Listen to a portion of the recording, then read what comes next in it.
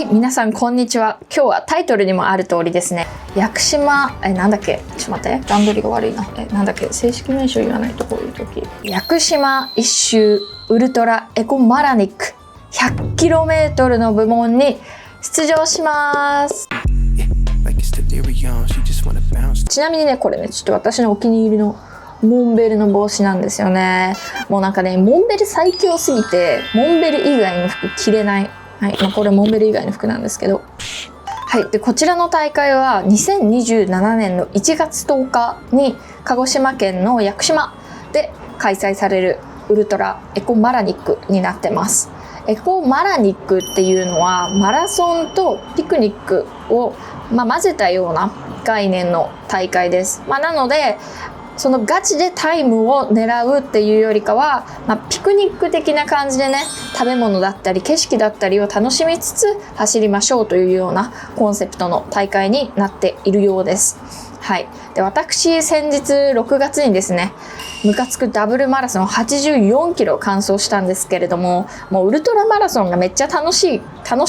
正直言ってハマりました。なんでもう次屋久島行ってみようということで屋久島に行きます。私今ロンドンに住んでるんですけれども、実家が熊本にあります。で熊本の実家にね1月帰る予定があるんで、熊本から鹿児島の屋久島まで行こうと思います。はい、ということでこの動画でお伝えしたいのは、まずマラソンに出ますよっていうご報告なんですけれども、それだけでは面白くないんで、練習のスケジュールだったり、あとは自分が懸念している懸念点、そして最後にねちょっとなんか皆さんからコメントで教えていただきたいなと思うようなことが何点かあるので、そちらについてお話ししていこうかなというふうに思います。はい、ということでね、練習スケジュールについてお話ししたいんですけれども、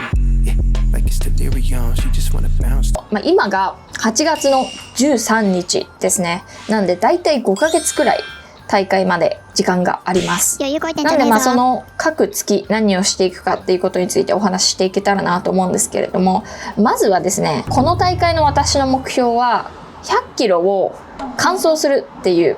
ことが目標です。でまずこのマラソンですね、100キロという距離だけにあらず獲得標高がなんと 2000m もあるというね、ムカつくダブルマラソンの動画見返していただいたらわかるんですけど、あれ獲得標高がだいたい 1800m くらいでした。でそれで私はね、もう激坂やばい、もう無理みたいな感じでね、アップしてたんですよ。無理だよ、もう無理だよ、ありえないくらいきつい。で今回の屋久島のウルトラエコマラニック100キロはそのムカつくダブルマラソンを距離でも上回るし、獲得標高でも上回ってしまうというね、いや私大丈夫かなと思うんですけれども、ムカつくダブルマラソン走れたんでもう何でも走れるでしょっていうね、ちょっと調子乗っちゃってるんですけどね、そういうことも加味して私の今回の目標は、とにかくこの 100km をちゃんと完走する時間内に、制限時間が16時間あります。なのでこの16時間以内にちゃんと走り切るということが目標です。はい、ということでですね、練習スケジュールをお話ししていきたいんですけれども、まず8月、今月ですね、そして9月、これをベース期というふうに設定いたします。そして何をするかというと、まず週に1回3時間走もしくはロングジョグ20キロ程度っていうものを週に1回行います。そして週に1回15キロをレースペース、だいたい7分ちょっとですねのペースで15キロ走を行います。そして週に2回30分から60分のジョグを入れていきます。月間走行距離の目安としてはだいたい 200km くらいを目指しています。まだ私ね、正直初心者と中級者中間のレベルくらいだっていう風に認識してますんで、まずはウルトラマラソン100キロに向けて足を作っていく、体を慣らしていく、心肺機能を上げていくっていう意味でこの練習スケジュールを目安としています。そしてベース期が終わった10月、これをビルド期1という風に設定します。でこのビルド期にやりたいこととしては、まず週に1回峠走ですね。峠走だいたい25キロくらいっていうのを入れていきます。もしくは30キロ以上のロングジョグを入れていきます。そしてベース期と同じ 15km のレースペース走っていうのを週に1回やります。それに加えて週に3回30分から60分のつなぎのジョグを入れていきます。月間走行距離の目安としては300キロ程度を目指しています。この期間の目標としては、まず峠坂に慣れるっていうような練習を行う。そして30キロ程度もしくはそれ以上のロング走を週末に入れることによって足の強化を行っていくということでございます。そして11月、こちらはビルド期2というふうに設定しています。内容としてはビルド期その1で行った物事をさらに負荷を上げてやっていくっていう話なんですけれども、週に1回ですね、峠走、そしてロングジョグ、こちらは40キロ以上を目安としています。それを週に1回ずつですね、毎週入れていきます。で、同じく 15km のレースペース走を週に1回、そして週に4回ですね、45分から60分のジョグをつなぎとして合間に入れていきます。で、ジョグに関してなんですけれども、ロング走もしくは峠走を行った次の日に45分から60分のジョギングを行う。で、これによってですね、この足を疲労した状態で走るということに慣れさせていきます。こちらも月間走行距離の目安としてはだいたい300キロ程度ということを目標にしています。そして最後12月ですね。こちらはピーク期というふうに設定しています。内容としては週に1回、また峠走ですね。そしてロングジョグ、こちらは50キロ以上のロングジョグを入れていきたいと思います。またウルトラマラソンを想定して60キロ走というものも入れていこうかなと思います。そして週に1回、また 15km のレースペース走、こちらは一貫してどのシーズンにも入れてるんですけれども、そして週に4回45分から60分のジョギングで、これもまたロングジョグの次の日に入れることによって負荷の高い状態に体を慣らしていくということが目標です。なんで例えば60キロ走というすごく長い距離を走った次の日に60分のジョグを入れるというような形で体を負荷に慣れさせていきます。で、月間走行距離はまた同じく300キロ程度ですね。はい、これらのことを8月から12月の間に行って1月10日の屋久島100キロに体を慣らしていこうかなというふうに思っています。で、ただですね、冒頭も申し上げた通りちょっと懸念点があるんですよ。懸念点は何かっていうと、仕事がね、忙しくなる可能性がある。はい。っていうのが本当に最大の懸念点で、私イギリスでコンサルティング会社に勤めておりまして、コンサルティング会社の特徴としては仕事が多忙、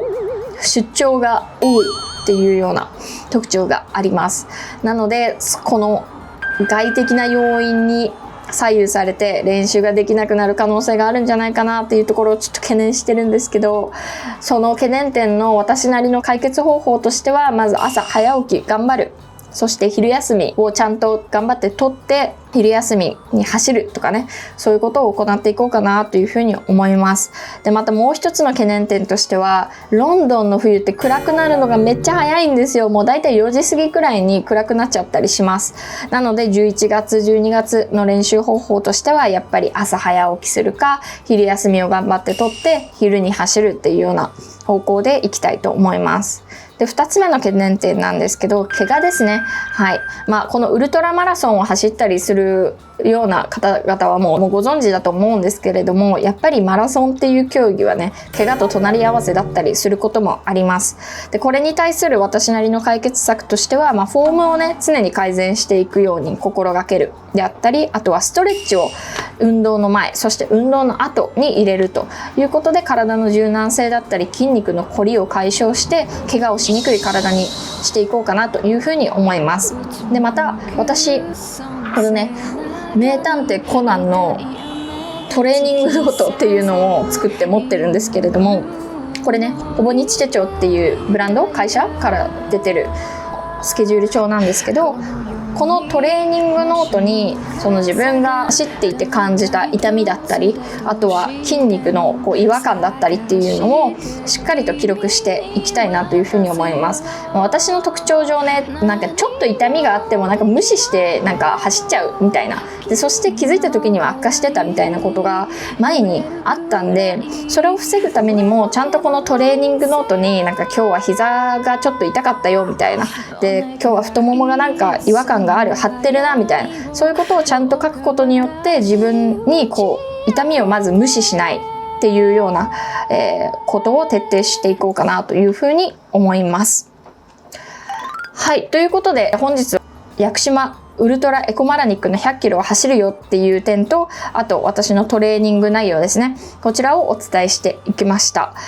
もし同じく屋久島ウルトラエコマラニックに出場するよっていう方がいらっしゃいましたら、ぜひぜひコメント欄で教えてください。一緒に頑張りましょう。あともしこの動画を見ている方で、自分も仕事忙しいんだけどランニングやってるよっていう方がいらっしゃったら、どういう風にねタイムマネジメントをしてランニングと仕事を両立しているのか、そういう点でアドバイスいただけると嬉しいなと思いますので、ぜひぜひそちらもコメント欄によろしくお願いいたします。で、あと怪我防止の取り組みについてですね、私怪我防止のためにフォームの改善、ストレッチを入れること、そしてトレーニングノートでちゃんと痛みなどを記録して無視しないように、